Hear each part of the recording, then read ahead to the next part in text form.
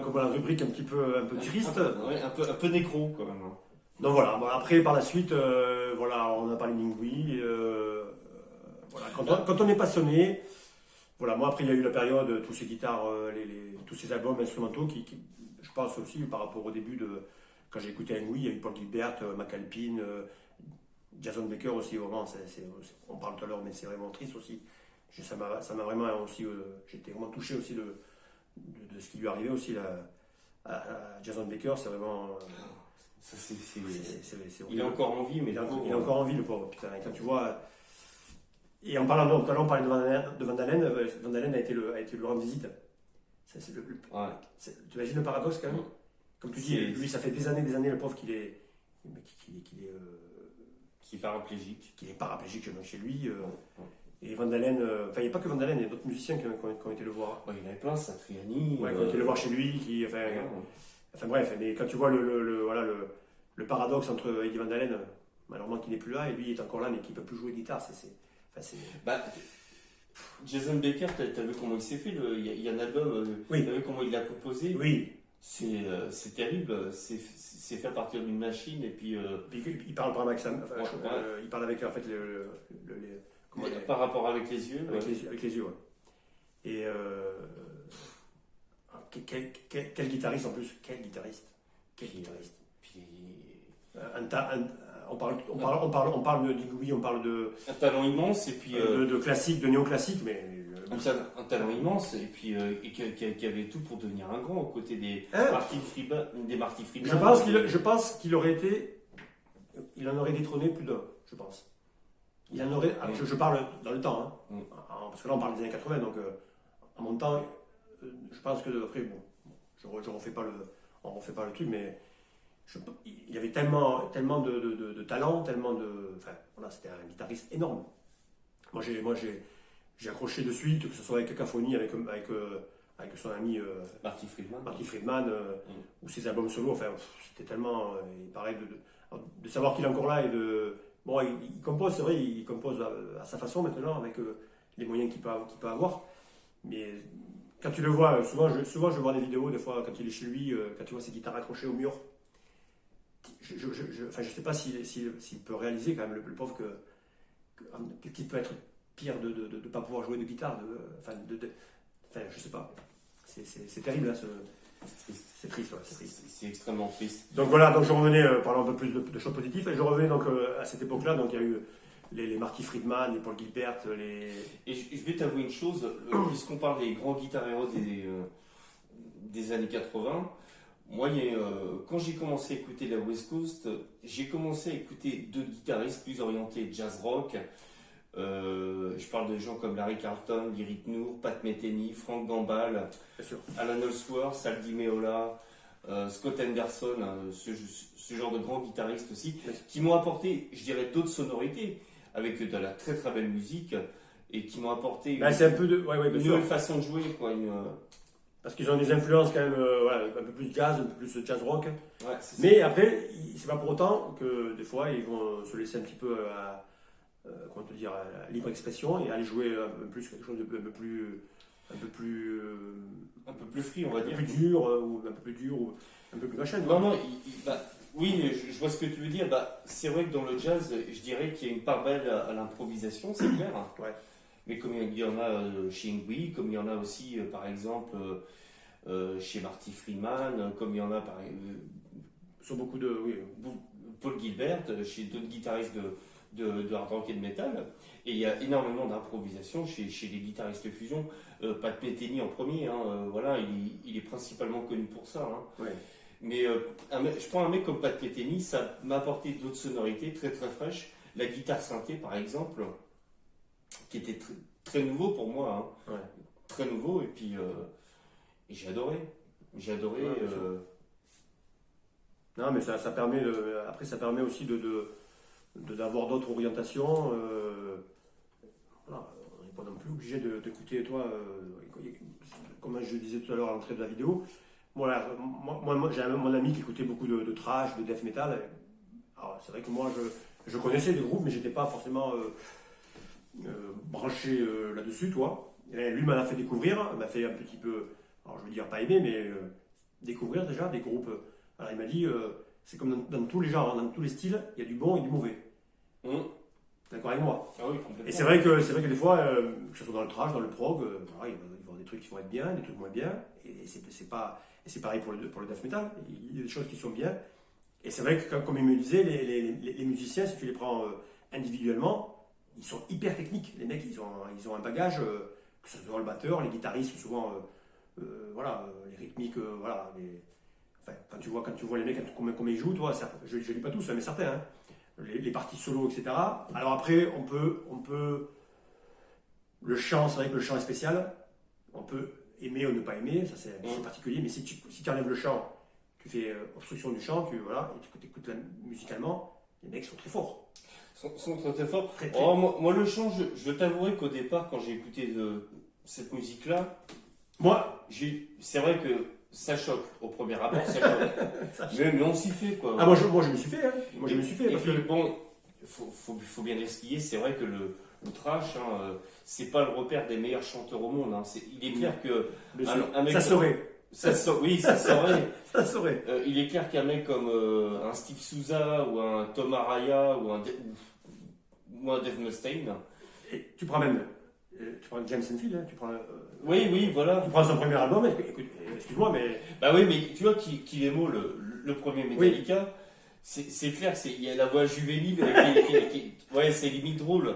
Oui. Mais il y a une putain d'énergie, il y a un truc, voilà. Et si tu vois l'évolution de sa voix, déjà sur le deuxième album, déjà, tu sens que déjà, il a mué un petit peu dans sa voix, elle est un peu plus, toi. Et après, bon, mais par contre, après, je suis d'accord avec toi, j'aurais aimé qu'il chante avec la voix qu'il a actuellement sur la musicalité du premier album. Eh ben, je t'avouerai que moi c'est plutôt l'inverse. Non, moi franchement qu'il est molle, la voix ça me convient très bien. Non mais voilà, mais après. Je dirais que non pour moi le pire chanteur trash, non ça reste Dave Mustaine. J'aime beaucoup Megadeth, mais Dave Mustaine quoi, la voix c'est une catastrophe. Hein. Et puis là, je l'ai vu en concert. À la fois que quand je suis allé au Hellfest en 2018, là c'est vrai que après au niveau musique c'est impeccable, hein, mais c'est vrai que tu sens qu'il en a plus rien à foutre, voilà, pour dire les choses telles qu'elles sont quoi. C'est con parce que Megadeth sort encore de très bons albums. En plus, il y a un putain de groupe, il y a Kiko Loureiro en ce moment à la guitare. Il a eu toujours quand même des super grattons. Hein, il y a eu Marty. Il y a Marty Friedman. Chris Broderick pendant un petit moment. Il a toujours eu des Alpitrelli, enfin il n'a pas eu des c'est vrai que je disais, oui. Mais après, je pense que c'est un personnage aussi, je pense, qui ne doit pas être facile. Ah, Mustaine, okay. On parlait de Malmsteen tout à l'heure, mais je pense que lui. Mustaine, c'est, on va dire, le Malmsteen du trash, quoi, on va dire, quoi. Si j'ose m'exprimer ainsi. Je suis d'accord avec toi. Oui, voilà. Il ne doit pas être facile. Non, il n'est pas facile à vivre. Mais bon, c'est vrai que le trash, je disais donc, c'est pas le repère des meilleurs chanteurs au monde. Il est clair que des mecs comme ça, c'est pas Ronnie James Dio, c'est pas Rob Halford, c'est pas Geoff Tate. Russell Allen. Oui, Russell Allen, mais j'adore le trash perso. J'adore le trash. Mais avec une petite préférence pour le trash très technique, du style Annihilator, Watchtower, Coroner. Coroner aussi. Hein. J'adore tous ces groupes-là. Annihilator, c'est vrai que t'étais pas déçu d'un concert d'Annihilator. Fighters, c'est une bestiale. Le mec il arrive en bas et il envoie la. Allez, c'est parti. Et ça envoie les watts. Et j'adore le. C'est carré. J'aime beaucoup le trash de la Bay Area aussi, tout ce qui est Testament, Exodus. Voilà. Ah bah oui. Forbidden. Ouais. Moi j'ai un faible pour Exodus, c'est vrai que j'aime beaucoup. Et Gary Holt. Mine de rien, on en parle peu de Gary Holt, mais moi, je trouve que c'est un mec qui a quand même une sacrée technique, qui est un sacré compositeur. Qui a été joué avec, qui a fait le remplacement avec, comment on appelle, chez Slayer, non, c'est ça? C'est ça, qui a remplacé Jeff Hanneman, paix à son âme. Ouais. Un autre, malheureusement. Non, c'est super. C'est l'âme aussi, c'est l'âme d'Exodus, ça, c'est le. Voilà. Et puis les albums qu'ils font, hein, ils ont fait quand même quelques pièces. Abandoned by Blood, Fabulous Disaster. Et puis sur scène, ça vaut. Hein. Ah, c'est assez méchant. Il faut bien le reconnaître. C'est une boucherie. Hein, Testament, je dirais, si on le compare tous les... alors, je n'aime pas comparer, mais je dirais un peu plus... Plus technique. un peu plus technique. Avec Skolnick, avec. Skolnick, il illumine, je te promets, hein. Mm.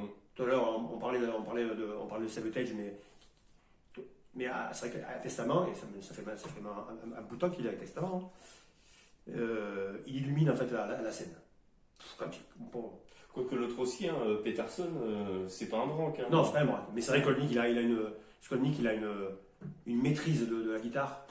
Parce que quand tu le vois, quand tu le vois sur scène, des fois il te fait des solos, il a la guitare comme ça, mais bon, tu vois le mec, la facilité. Puis il a fait des super albums solo hein, Ouais. avec Skolnick. Et pareil, je crois qu'il a il a aussi, il a touché un petit peu au jazz. Jazz rock, jazz fusion. Tu vois, il n'a pas fait que. C'est pour ça que j'avais été surpris qu'il aille à Testament. Bon, après, peut-être aussi financièrement, parce que bon, c'est un Testament quand même. Ils ont une sacrée réputation, donc peut-être aussi ils voulaient un petit peu se caser. Bah, je pense qu'il. Mais j'étais un peu surpris quand même. Bah, quand on est guitariste dans des groupes comme ça, je pense pas que c'est spécialement pour vendre du disque. Hein. Sachant que quand on a un groupe à côté qui vend un petit peu, bon voilà, c'est plus un disque pour se faire plaisir, pour faire plaisir un petit peu aux fans, pour faire plaisir à toi surtout, hein, toi qui es un fan de musique instrumentale, Bien sûr. moi aussi d'ailleurs. Après, Oui, c'est super gratteux. c'est pas la prétention de C'est vendre super des millions et des millions d'albums. En tout cas, je pense qu'à l'heure actuelle, il n'y a plus grand chose qui se vend. On est dans un marché du disque assez tristoun, hein, voilà, c'est moribond. Ouais. Voilà, donc on ne vend pas d'albums solo de musique instrumentale, Ouais. surtout en France. Malheureusement, on en a parlé aussi de ce marché qui est un petit peu catastrophique quand même, mais heureusement qu'il y a des concerts, mais malheureusement, nos groupes, nos musiciens ne peuvent pas jouer, et je pense que c'est l'origine. Parce que j'ai vu plusieurs, c'est vrai que les musiciens ça commence à devenir un petit peu long, et puis je pense qu'ils ont besoin de ça, parce qu'ils vivent avec ça maintenant, ils ne vivent pas avec la vente. Enfin, je parle, la vente des albums. Non, Donc, c'est ils ont besoin de faire des concerts. Maintenant, Ils ont besoin de faire des concerts. un artiste en plus avec oui, des concerts avec du merchandising, Bien sûr, qu'avec bien des sûr. albums. Et là, c'est vrai que ça commence à durer et je me mets à leur place. Hein. Mais les majors se sont tellement gavés aussi. Moi, à la limite, je conseillerais plus, je dirais, un artiste qui veut commencer en ce moment, c'est de s'autoproduire, de créer son propre truc, Bien sûr. son propre label, voilà, de faire sa propre publicité, et puis Et rien donner à ces putains de. Enfin, il faut quand même- oui, et rien laisser à ces. Ça a toujours été comme ça, hein, la part du gâteau, quand tu vois. Hein. Bah, là récemment, j'ai vu un reportage sur Arte moi, qui m'a effrayé. Et sur la, tu sais, sur la, je dirais mince, les sites de musique en ligne, les Deezer, les Spotify. Ouais. Maintenant, ce que touche un musicien, mais c'est des miettes de pain, quoi. Et des semi-miettes de pain. Hein, mais c'est rien du tout, c'est que dalle. Moi, ce reportage m'a vraiment. C'est pas normal. C'est pas normal. Mais évidemment que c'est pas normal. Parce que c'est qui la personne qui fait. Évidemment que c'est pas normal. C'est le groupe, c'est les musiciens, voilà, c'est pas normal que. Il faut peut-être déjà à côté, mais il faut savoir quand même partager Alors, c'est sûr. le gâteau, tu vois. Le gâteau il est toujours depuis toujours, hein. Depuis toujours. Ouais, c'est dramatique. Alors bien sûr, je peux comprendre qu'une maison de disques met des billes et investit chez un artiste, mais je pense qu'en parallèle, il faut un petit peu les rémunérer. Je suis d'accord avec toi, parce qu'on en parlait tout à l'heure, pour faire un album, quand tu vas en studio, ça coûte extrêmement cher. C'est pour ça que maintenant, il y en a beaucoup qui ont leur home studio, qui font leur album chez eux, chez eux, parce que bon, ils ont aussi... S'autoproduire. Ils ont les moyens, mais c'est vrai que il ne faut pas oublier que quand les mecs ils sortent, alors je ne parle pas de tous les groupes bien sûr, mais quand un groupe vend beaucoup d'albums, si tu lui produis son album qui a coûté des ronds, il ne faut pas oublier que derrière tu vas en gagner des ronds. Hein. Bah, oui, mais je parle juste, le dernier ACDC, il cartonne le dernier ACDC. Ils en vendent. Ouais, mais... On parle d'ACDC, c'est sûr. Oui, mais voilà, c'est des grosses locomotives. Ils ont plus besoin peut-être. Ils en ont gagné suffisamment. Mais pour revenir peut-être à des petits groupes ou un groupe qui va sortir un album qui va cartonner, voilà, il va gagner Peanuts. Toujours pareil, c'est le machin qui prend. Et après, il gagne de l'argent en faisant les concerts, en faisant la promotion de son album sur scène. Et le merchandising, etc. derrière. Et d'ailleurs, ce que je trouve lamentable, c'est qu'en cette période du Covid, c'est-à-dire où les artistes ne pouvant plus tourner, j'ai trouvé, mais j'ai trouvé ça plus que lamentable que les maisons de disques ne viennent pas à leur rescousse, Non, ne leur viennent rien que pas un signe, non. J'ai trouvé ça mais on les laisse lamentable. J'ai trouvé ça lamentable.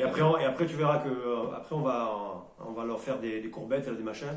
Mais il faut être aussi dans les moments difficiles, surtout dans cette période quand même qui dure et qui est difficile pour eux. Là voilà, comme tu dis. Voilà. Je dirais que lorsque tu es fan d'un groupe, je dirais c'est comme un ami, un pote. Bien sûr. Dans les moments aussi. Oui. Il y a des moments dans difficiles. les bons moments et les moments difficiles. Il faut être là dans les moments difficiles aussi. Voilà, je suis d'accord avec toi. Et surtout les c'est le but, hein. Souvent j'y pense. Alors après, c'est vrai qu'il y en a certains qui ont les reins solides, mais les petits groupes là, qui ont besoin qu'on soit derrière eux pour les aider, parce que autrement, je ne sais pas ce qu'ils vont devenir. Hein. Moi, je me pose souvent la question. Je me dis, on parlait la dernière fois aussi de concerts dans des petites salles où ça ne joue pas, donc depuis un an. Hein. Donc t'imagines, leurs dates sont repoussées, mais ça va être repoussé jusqu'à quand? C'est la question. C'est ça. À un moment donné, qu'est-ce qu'ils vont faire?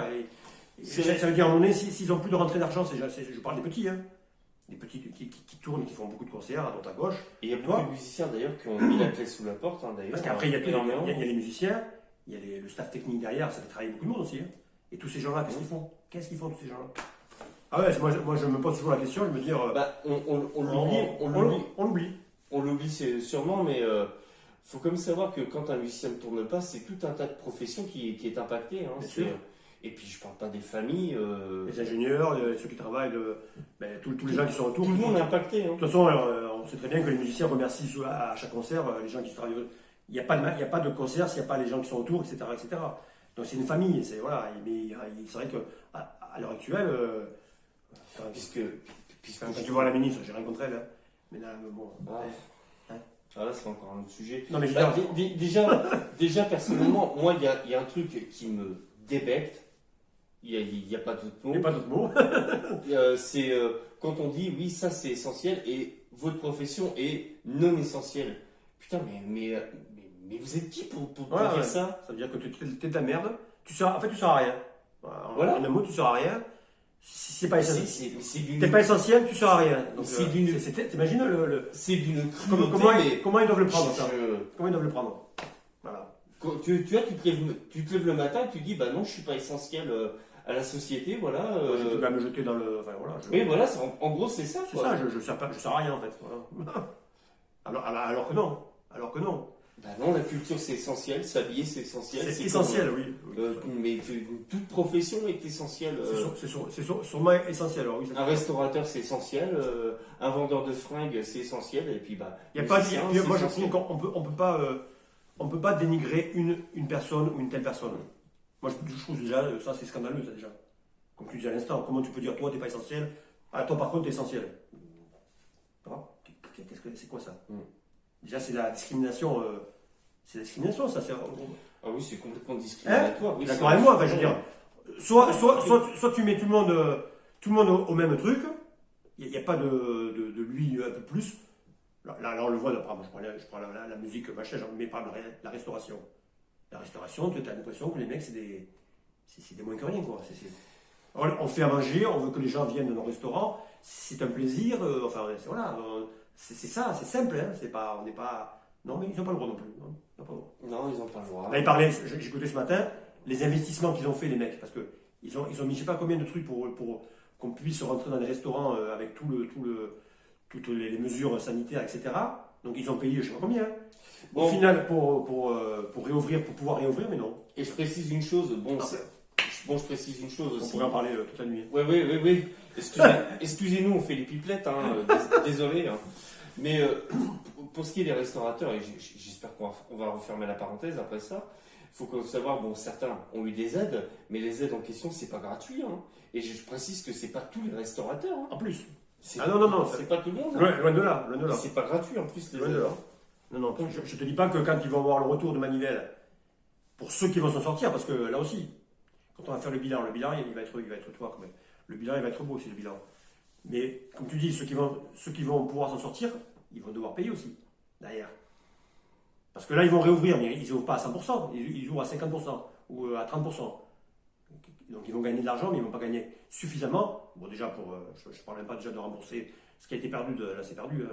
Même avec l'argent qu'on leur a donné, ils ne rattraperont jamais le chiffre d'affaires de presque, enfin, pas un an, mais oui, si on parle en 2020. Mais c'est tout comme. Ouais, c'est tout comme.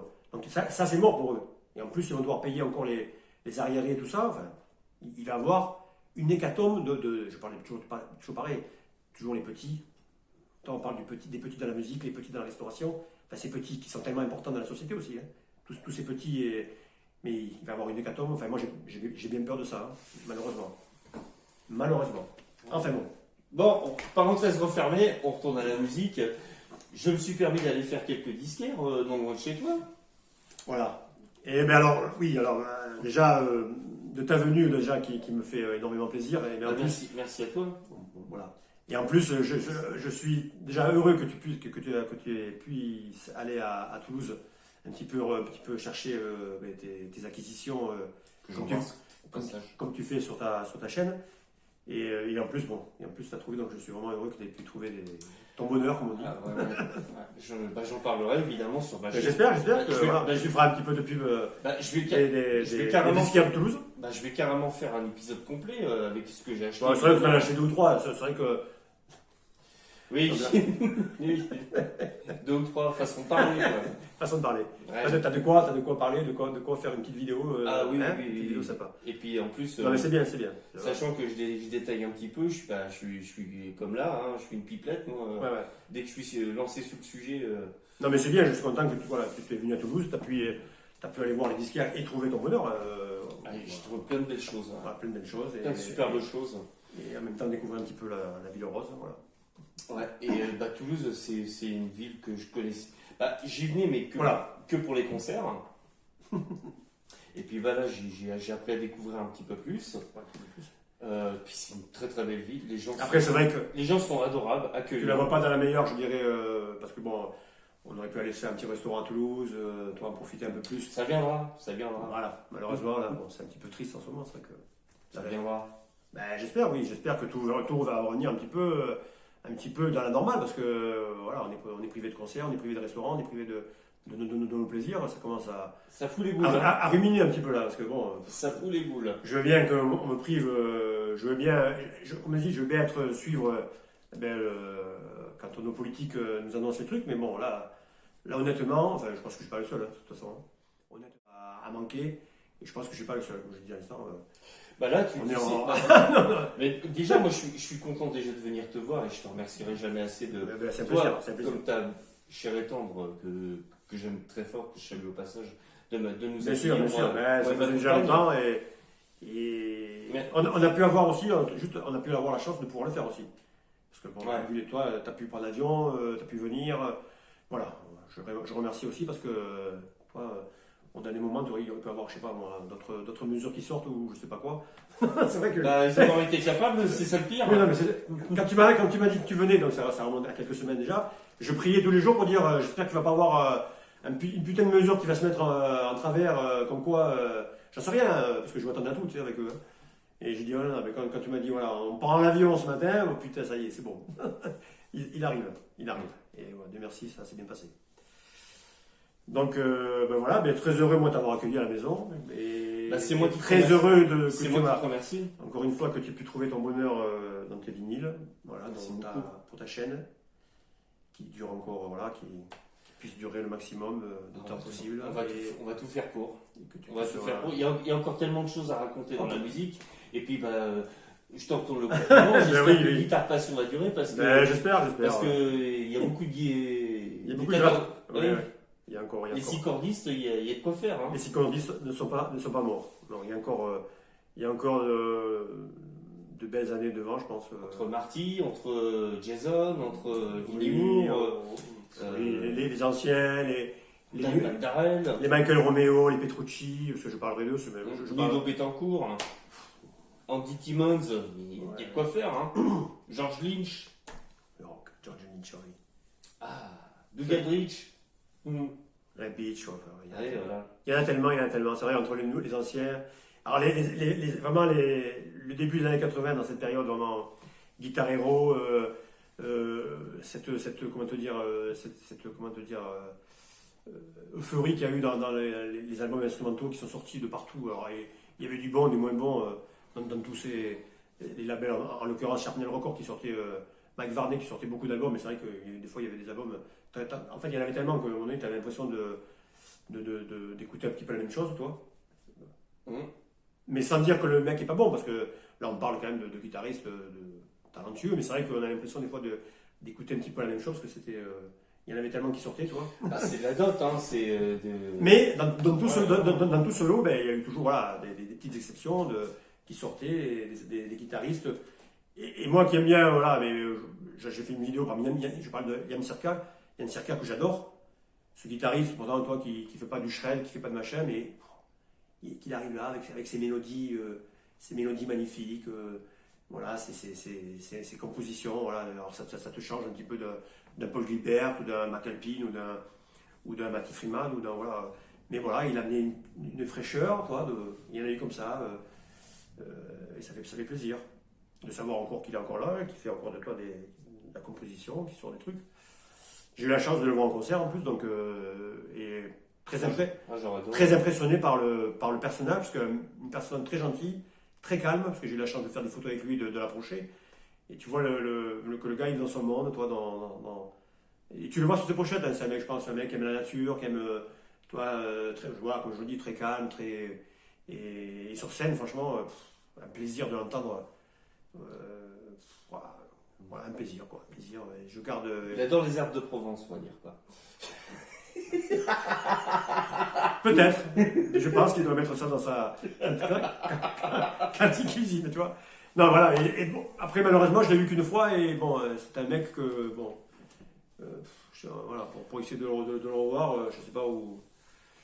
Il y a tellement à parler sur les guitaristes. J'espère que tu vas en faire une sur Richard Klederman, hein, à mon avis, grand guitariste. Ouais. J'ai pensé à lui et j'ai pensé aussi à Frank Michael. Ah ouais. Voilà, parce que j'ai pas mal d'albums, donc je ne sais pas par lequel commencer. Moi j'aime bien cette période. J'adore cette période death metal. Juste une petite parenthèse qu'on peut dire. Oui, voilà. Qu'on a été surpris hier soir d'apprendre quand même que Sardou adore le heavy metal. Messieurs, dames, alors je sais pas si vous avez vu ça, alors je sais pas si c'est vrai. Ça m'avait l'air d'être une info quand même. Oui. Hein, une vraie info. Notre ami Michel Sardou donc, est fou de heavy metal. Donc, Michel, si tu nous regardes. Et apparemment, il aurait même fait une édition. Alors, je ne sais pas comment il est allé, s'il est allé. Il a dû se déguiser sûrement, non. Il a fait, apparemment, bon, après, je ne sais pas si c'est vrai ça aussi. Il aurait été au Hellfest, notre ami Michel Sardou. On a du mal à y croire, mais apparemment, c'est une information qui est quand même. Donc, Michel, si tu regardes cette vidéo. Voilà. Quels sont tes groupes préférés, Michel? Alors, c'est vrai que mes parents étaient fous de toi. Alors, bon, moi, je t'aime bien aussi. Voilà, il faut le dire, j'aime bien certains de tes morceaux. Mais là, j'étais quand même surpris d'apprendre que tu étais fou de heavy metal. Les heavy metal sont mes racines. Donc, dis-moi, quels sont tes groupes préférés, Michel? Donc, si tu vas sur YouTube, tu écoutes ma chaîne, parce que là, j'étais quand même. J'ai appris ça hier, donc c'est pas vieux. Hein. Donc, avec mon ami Arnaud, on a été surpris quand même. Et beaucoup. Là, ça nous a fait un choc, on va dire. Là on s'attend à tout maintenant. On s'attend à Pierre Perret qui écoute du death metal ou Michel Thor. Michel Thor qui aime, je sais pas, Buckethead peut-être. Oui, ou Dim Borgir. Ou Denis Borgir, voilà. Donc, on s'attend à tout là. Mais il faut pas se cacher. Je pense qu'ils ont peur en fait. Ils ont peur en fait d'avouer secrètement que. Disons que c'est les chanteurs, on va dire, pour un certain âge. Et imagine le public qui apprend ça. Voilà. Alors moi je vais leur dire, vous savez quoi, si vous avez il ne faut pas avoir peur. Voilà, si vous avez écouté peut-être à une certaine époque, dans votre jeunesse, il faut dire, voilà, j'écoutais du heavy metal, j'écoutais Asdeath, j'ai Trust, je sais rien, Slayer, Megadeth, enfin, Metallica, il faut pas avoir peur. C'est pas une maladie, voilà, nous on est fiers, nous on est fiers, donc il faut pas. Michel Sardou, il a fait je pense qu'il a fait une révélation. Il a dû se dire, j'ai 75 balais, je crois qu'il doit avoir 74, 75 ans. Il a dit, il faut que j'avoue à tout le monde, au monde entier, là, que je suis fou du heavy metal. Enfin bref, ça m'a fait un peu rigoler. Bah, ça nous a fait marrer. Oui. Comme quoi, ben voilà, il y a pas de, il fait de la variétoche, il fait de la variété, il a gagné sa vie avec la variété, mais parallèlement, et peut-être qu'en cachette, il écoutait du heavy metal, peut-être. Ouais, enfin bon. L'ami Michel, je te salue. Donc voilà, bon, on va arriver à la fin de cette vidéo, parce que je pense qu'on parle beaucoup tous les deux, autrement on parle jusqu'à ce soir, minuit, on est encore là. Hein. On aurait tellement de choses à vous dire. En tout cas, voilà, on voulait faire cette petite vidéo tous les deux, parce que déjà, il est encore, il s'en va que jeudi. Donc il est encore là un petit peu avec moi, avec mon ami Arnaud. Voilà, donc un petit peu de vacances donc, dans la région. J'espère qu'il apprécie donc cette petite semaine dans la région. Plus que ça. Bon, le temps est pas terrible, mais bon. Mais les potes, ça réchauffe le cœur. Voilà, on fait avec. Et donc voilà, donc je vous embrasse à tous. Très très vite. Vous retrouverez donc, si vous ne connaissez pas, je fais encore un peu de la publicité, j'en ai déjà fait. Mon ami Arnaud, donc avec Vinyle Calif, je vous disais, c'est quelqu'un de très pointu, de très calé donc, dans son domaine. Et donc allez suivre donc, ses aventures sur sa chaîne et vous allez apprendre plein de choses. Et là, je pense que là, il a une belle acquisition. Donc il y aura, en plus j'ai vu ce qu'il a acheté, donc il n'y a que du lourd. Voilà. Donc je vous embrasse à tous, je vous dis à très bientôt sur ma chaîne. Et portez-vous bien, faites attention à vous. Et bon, j'espère qu'on pourra vite se retrouver dans des concerts, dans plein de trucs, dans des restaurants, qu'on profite, voilà. Hein, que ce soit à Nantes, dans la région nantaise Et à Toulouse. ou à Toulouse. Voilà. Je vous embrasse, à bientôt. À très vite.